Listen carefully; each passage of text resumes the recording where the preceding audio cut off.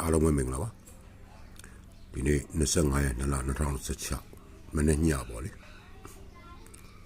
ကျွန်တော်မနေ့အတွက်ကိုကိုထုတ်ထားပါတယ်များတာပေါ့လေအဲ့တော့မနေ့တီးတတ်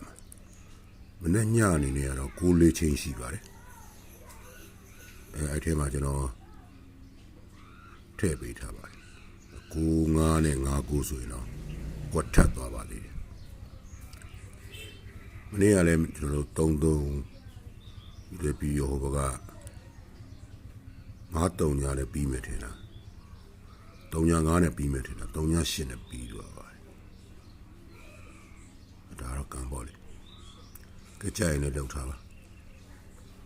အားလုံးပဲစိတ်ချမ်းသာခြင်းကိုယ်ကြီးကျန်းမာခြင်းနဲ့လုံးလုံးအပြည့်စုံကြပါစေဘေးဥပါအန္တရာယ်ခတ်သိမ်းကင်းဝေးကြပါစေကောင်းကျိုးလိုရင်ဆန္ဒလုံးလုံးအပြည့်စုံကြပါစေ